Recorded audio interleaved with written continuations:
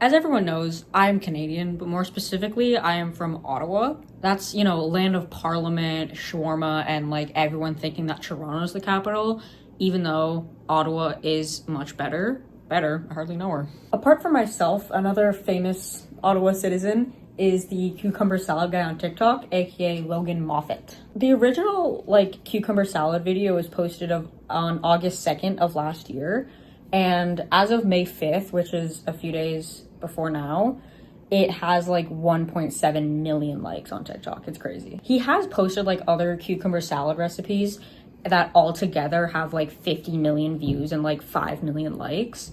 But the main one that he made is his Asian cucumber salad. And he continues to make cucumber salad recipes to this day. But he makes them with stuff like cream cheese, salmon. I saw a dessert one. He gets really abstract with it. Him and his recipes got popular in both Canada and America because of the rise in diet and healthy culture that you see a lot on TikTok and Instagram now. It got so popular, in fact, that a few months ago there was a cucumber shortage in Iceland because so many people were buying cucumbers to try and make this recipe.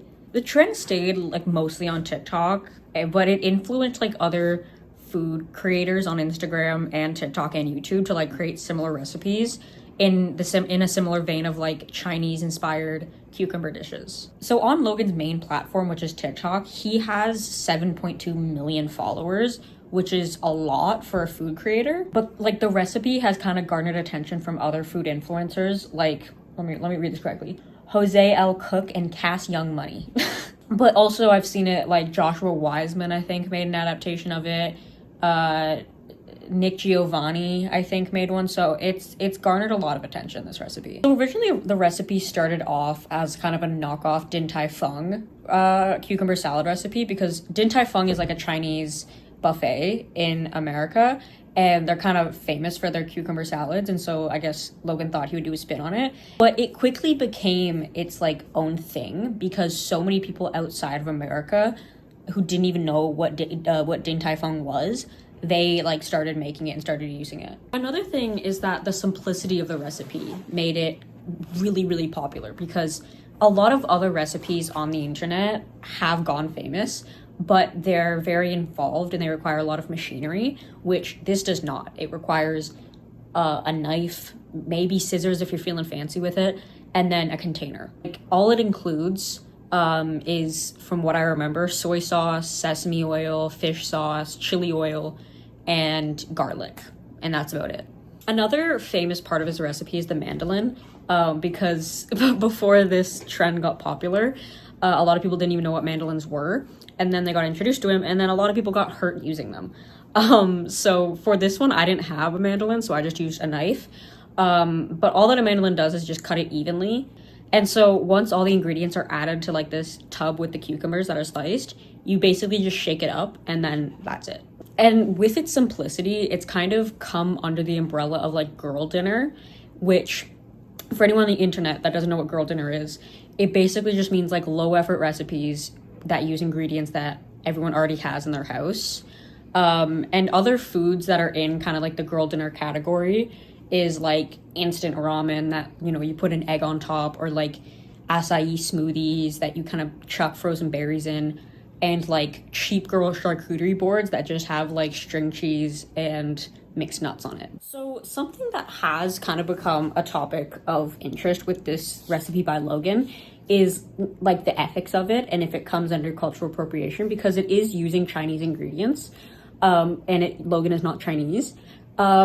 So there has been kind of some dispute there, but a lot of Chinese creators have come out and saying they don't really care that people use it, because people have been making Asian inspired dishes long before Logan started it, and they just like that people are buying stuff like lao gan ma, which I have here.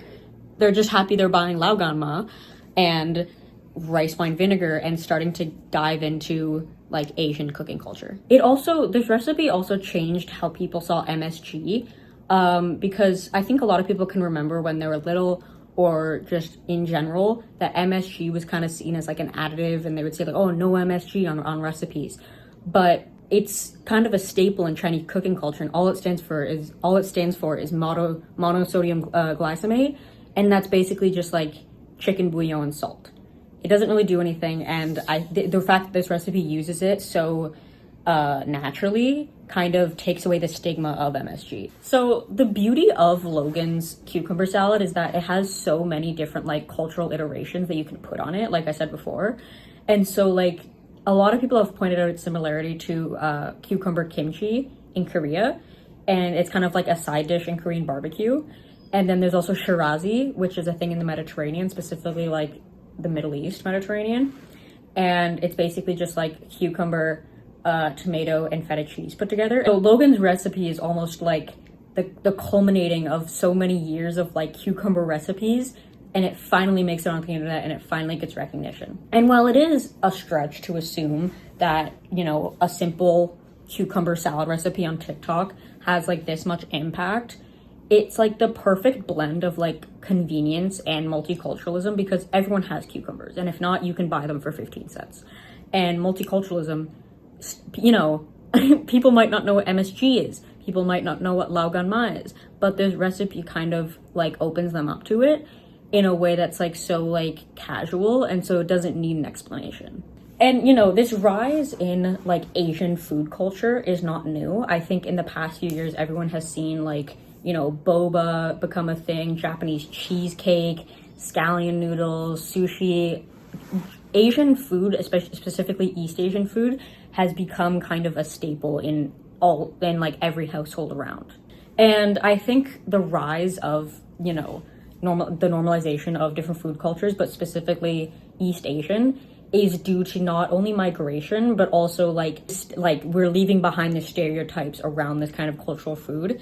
And it opens us up to beautiful recipes like Logan's cucumber salad. Along with its Asian influence, diet culture and eating healthy has become a trend in the past few years.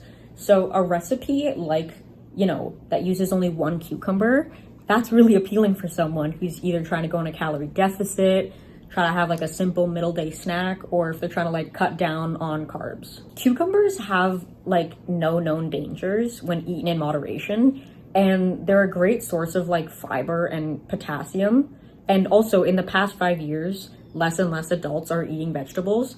And so creating a trend and creating recipes that focus on, you know, either certain vegetables or all vegetables is really great. And I think everyone can notice that in the past few years, social media has kind of, you know, made a turn in promoting and influencing very unhealthy diets. And most of these foods that are kind of, you know, pushed onto consumers, they're very American. So things like crumble cookie, Chick-fil-A, seafood boils, you can't really get them outside of America.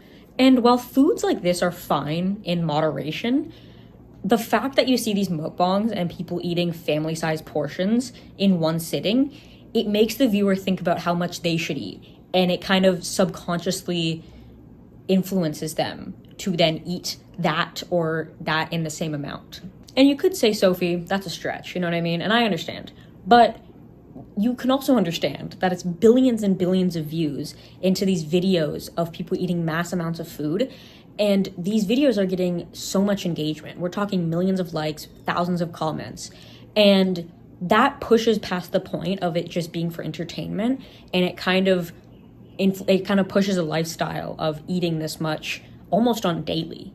It's important to note that like over 60% of Logan's followers are American, and there is a rising obesity epidemic in America. Everyone's been known about that. And it's, you know, I think it's great for viewers of Logan's that might not be obese, but they might be on the road to it, or they might have family members that are obese, to see these videos and for it to reach the right audience and kind of influence them to try cheap, tasty, and healthy recipes. Because this recipe is a cucumber, which is about 20 cents, and a few spices, which altogether probably cost around 50 cents. And to focus on cucumbers more specifically, the environmental impacts of growing cucumbers is quite slim. Compared to other seeded vegetables like tomatoes and eggplants, cucumbers produce much less carbon, and they also take much less time to grow.